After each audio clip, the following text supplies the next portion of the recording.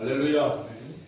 5월 가정의 달인데 첫째 주일이 바로 오늘 어린이 주일로 이렇게 지킵니다. 그래서 어린이에 관한 설교를 하려고 하다가 말씀을 묵상하며 나갈 때에 이 창세기 44장의 내용에서도 어린이에게 그리고 우리 모든 성도들에게 중요한 교훈이 되는 그런 부분이 포함되어 있어서 계속해서 이어가고자 합니다. 다음 주일도 마찬가지로 다음 주일도 어버이 주일이지만 창세기 45장의 내용에서 보게 되면 역시 부모 공경에 대한 그러한 내용이 나옴으로 인해서 계속해서 우리가 창세기 진도를 이어가도록 그렇게 하겠습니다.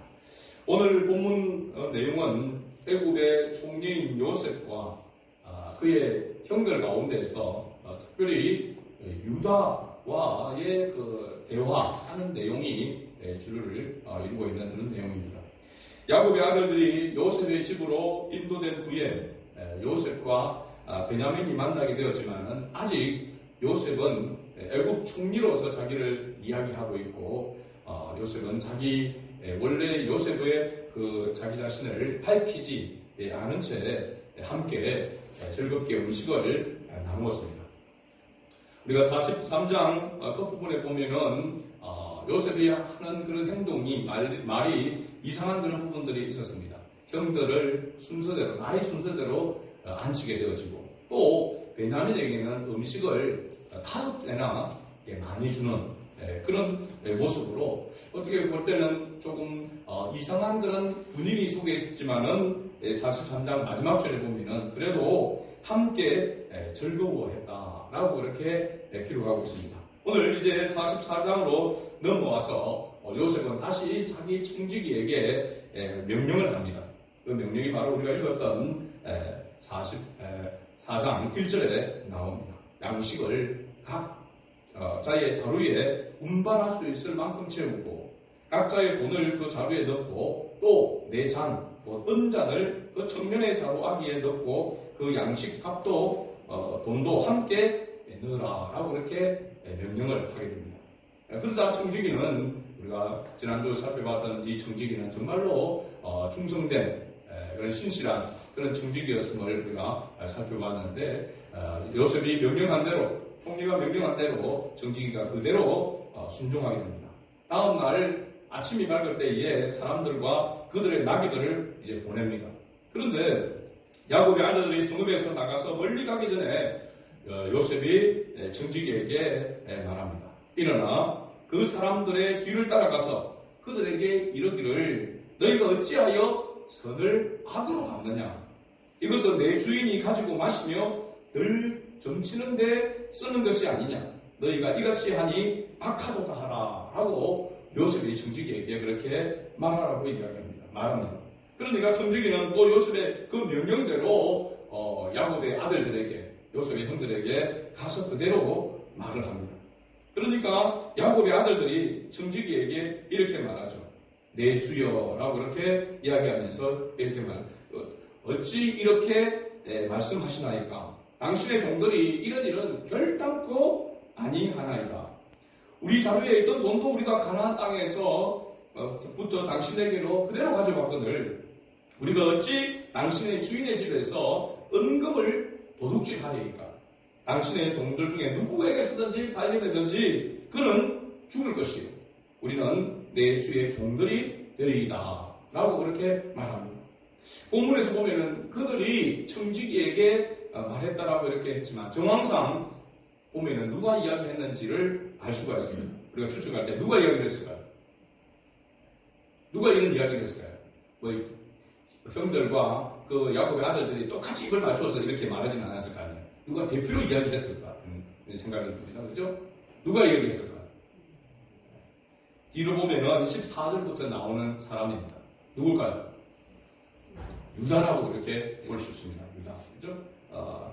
야곱의 아들들이 애굽의 총리의 잔, 은잔이라고 이렇게 이야기했습니다. 그 은잔을 도둑질했다라고 하는 그런 누명을 쓰게 되는 그런 황당한 그러한 일이 지금 벌어지게 된 것입니다.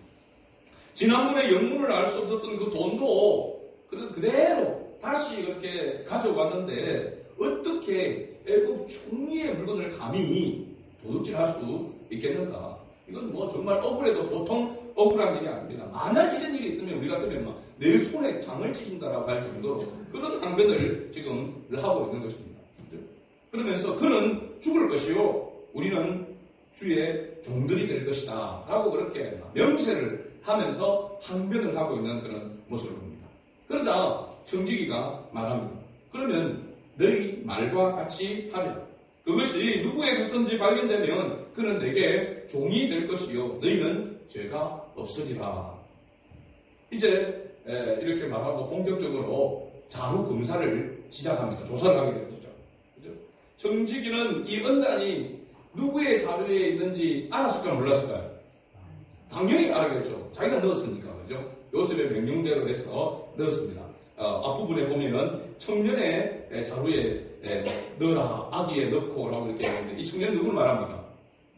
뒤에 가서 보면은 베냐민인 것을 알 수가 있습니다. 베냐민의 그 자루에 이 언잔을 청지기가 넣었단 말이죠.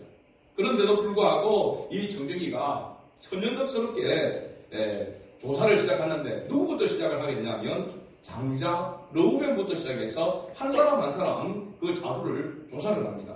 르우벤, 그 다음에 둘째 시므온의 자루를 조사를 하고 그래도 없습니다. 셋째 레위의 자루에도 검사를 했는데 조사를 해도 없습니다. 마지막 나이가 제일 적은 자인 베냐민의 자루에 이 언잔이 발견되었습니다. 그럼 이 언잔을 이 청지기가 한 사람 한 사람 형들 순수대로부터 시작해서 조사를 해 나갈 때에 가슴이 혹시라도 짚어서 가장 두근두근하면서 괴로웠던 사람이 누굴까요? 누구였을까요? 오늘 제가 질문하면 무조건 유다입니다. 유다라고 보면 됩니다. 그렇죠? 이 머리가 막 깨질 정도로 뒤통수에 충격을 받을 만큼 이 베냐민의 자루에서 언잔이 발견될 때에 유다는 그냥 막 뒷골이 당길 정도로 이제 죽었다라고 하는 생각이 들었을 것입니다. 13절에 보니까 그들이 옷을 찢고 얼마나 당황스럽고 괴로웠으면 그들이 옷을 찢고 각기 짐을 나귀에 싣고 성으로 돌아가니라. 어디 성으로 돌아갔다는 말일까요?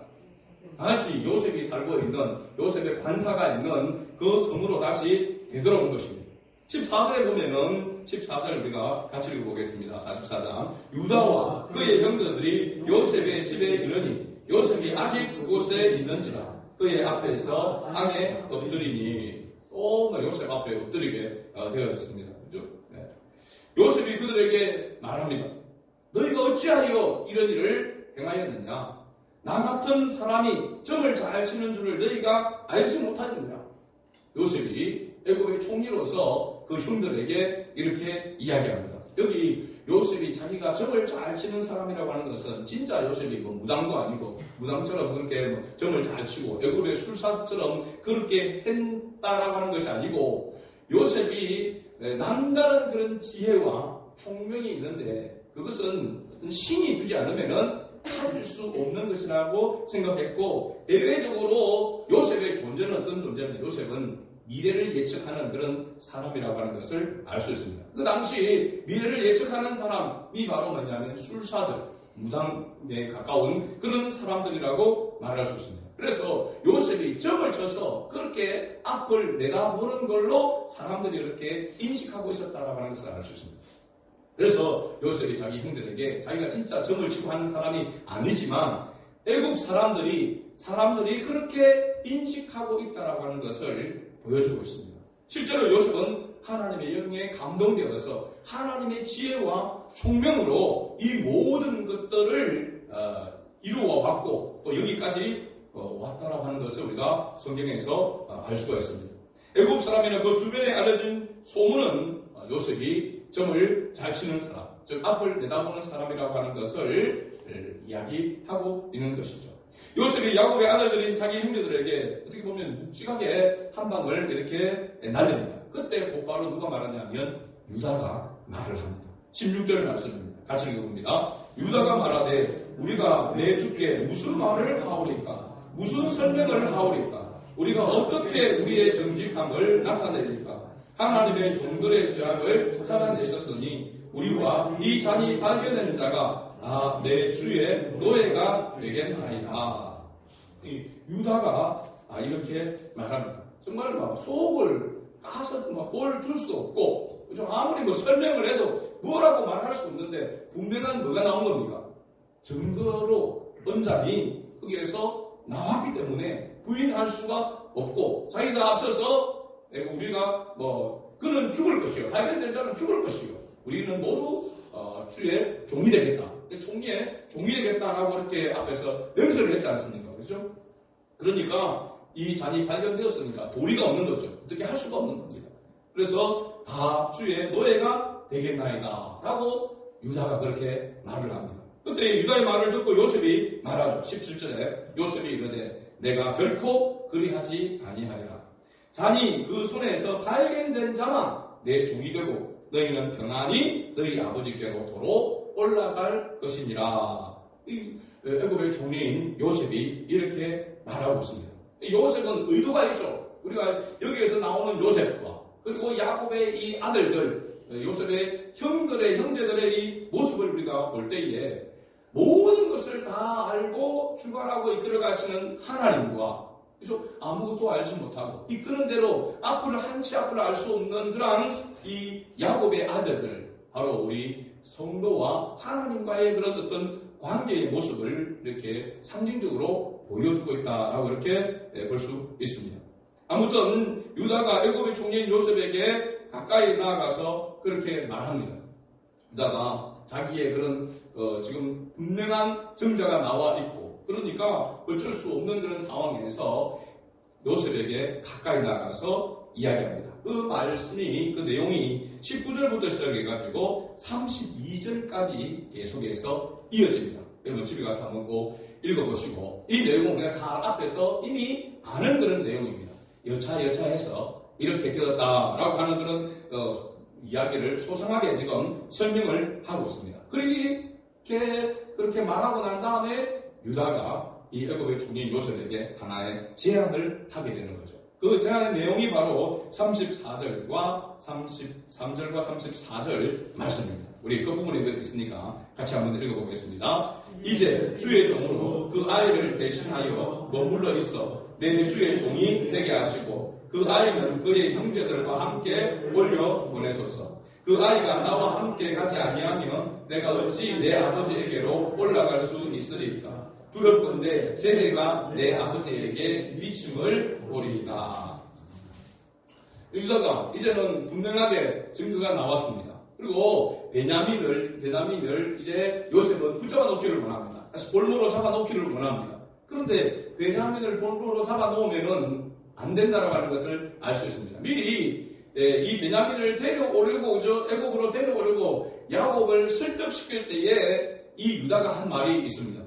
그때 유다가 뭐라 했냐면 자기를 담보하겠다고 했습니다. 담보. 기억납니까 여러분? 담보. 유다가 자기 자신을 담보로 했어라도 반드시 다시 베냐민을 아버지께로 데리고 오겠다라고 그렇게 맹세를 했단 말이죠.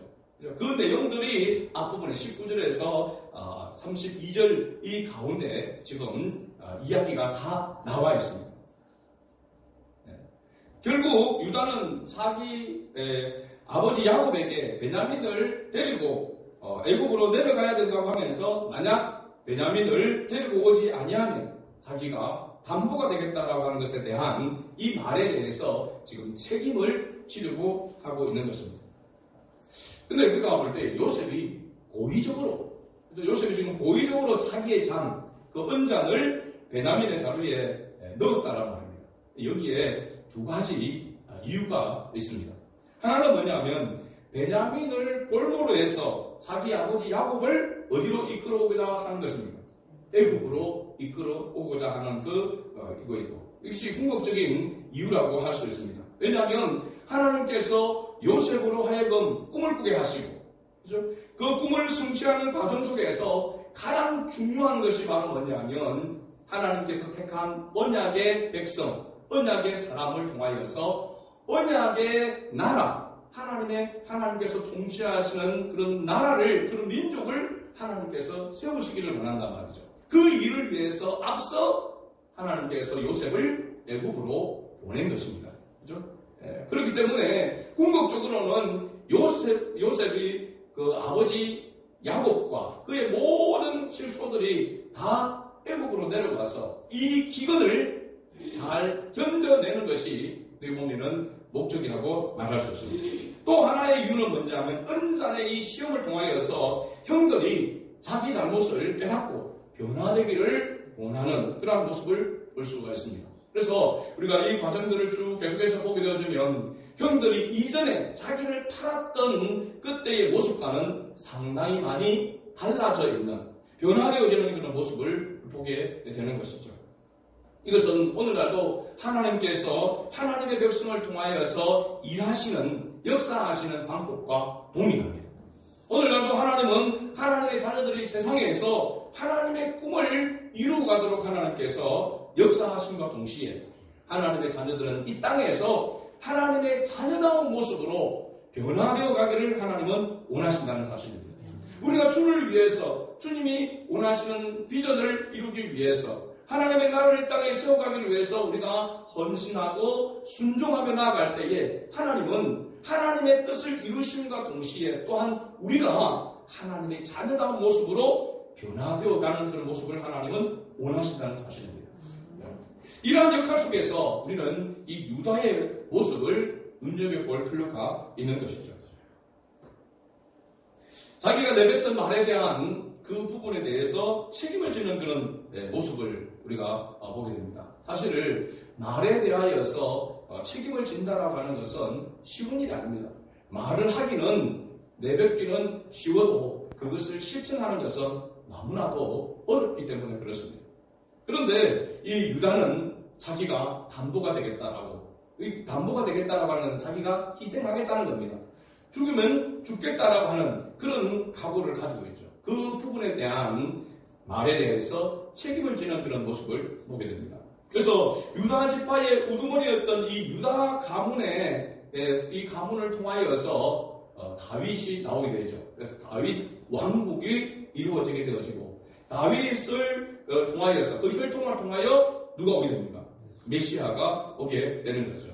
이 복을 얻게 된 것은 결코 우연한 일이 아니라고 하는 사실입니다. 여기 유다가 어떻게 보면은 별 볼이 없는 형제 중에 한 명 같은데, 그런데 이 유다를 통하여서 하나님 그 가문을 통하여 메시아가 오게끔 하는, 그 메시아가 오게 되는 통로로 쓰임을 받는 그런 모습을 보게 됩니다. 그런데 이것이 결코 우연히 되어진 일이 아니라고 하는 사실입니다. 창세기 29장에서 보면 이 야곱의 아내 레아와 라헬이 있죠. 그게 보면은 레아가 은인데, 이 레아가 로벤을 낳고, 그 다음에 시몬을 낳고, 그 다음에 셋째 레위를 낳고, 네 번째 낳은 아들이 바로 유다입니다. 유다.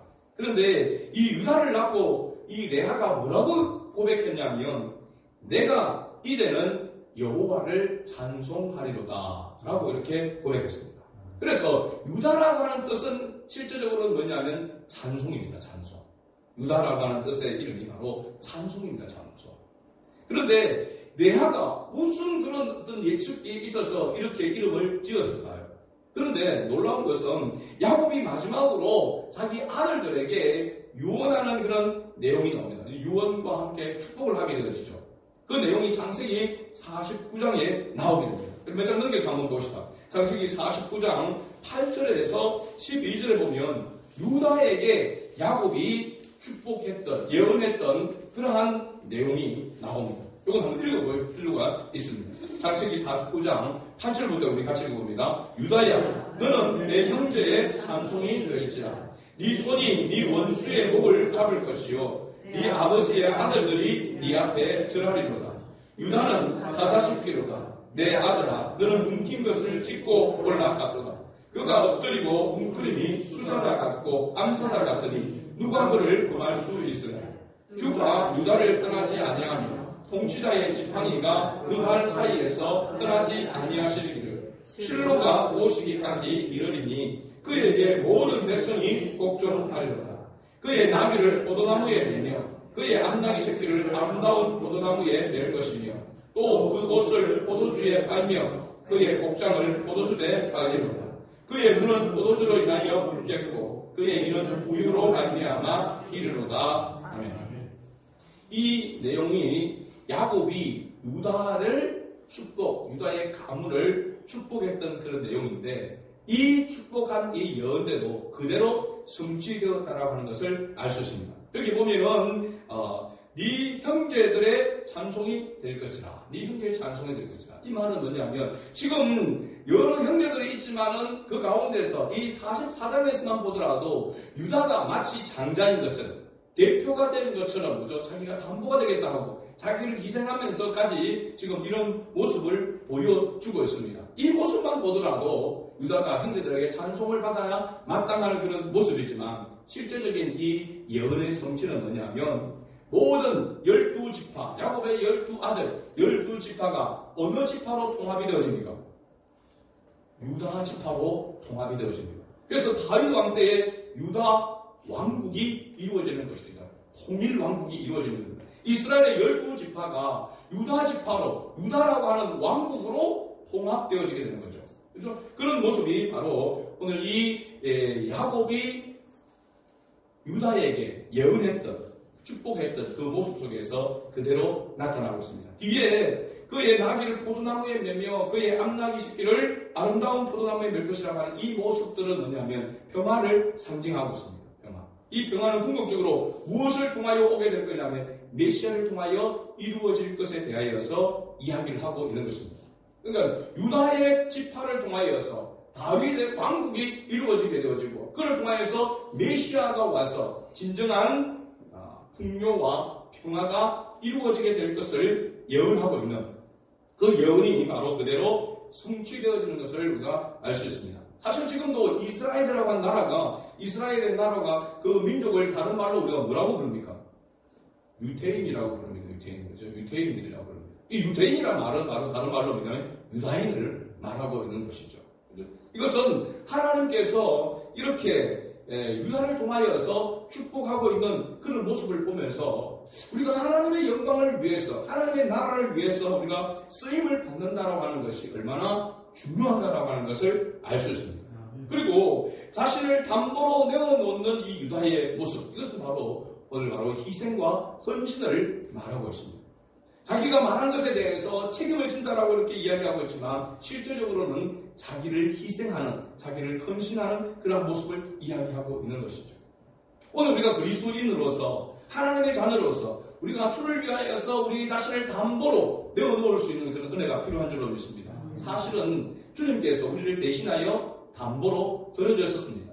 바로 예수님께서 십자가를 지신 것이 우리를 대신하여 담보가 되셨다라고 하는 것을 우리가 앞에서 살펴보았습니다. 마찬가지로 그런 은혜를 입은 우리가 동일하게 주를 위하여 이 세상에서 담보가 되어야 된다는 사실입니다. 생명을 살리는 일을 위해서 하나님의 나라를 위해서 우리 자신을 주님 앞에 내어드릴 수 있는 그런 담보, 그런 희생과 헌신이 필요하다고 하는 사실입니다.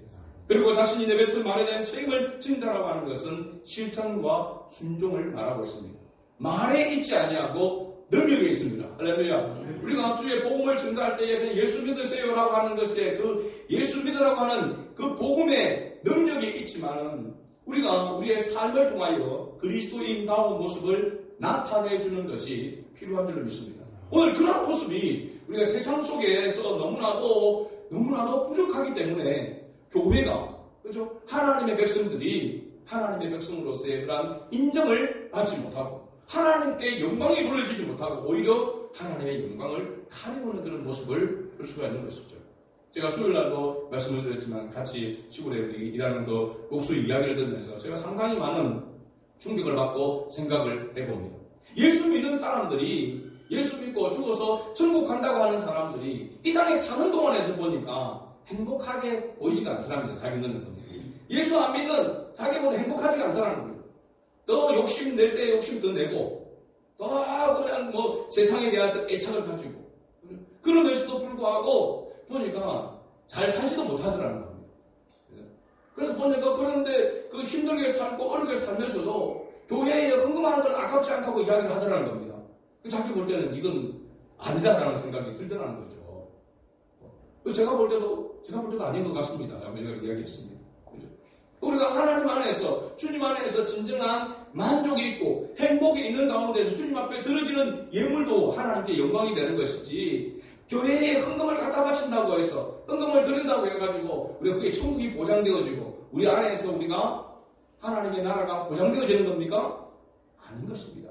하나님 앞에 예물을 드리고 하나님 앞에 헌금을 드리고 우리가 예배를 드리는 것은 하나님의 은혜에 대한 반응입니다.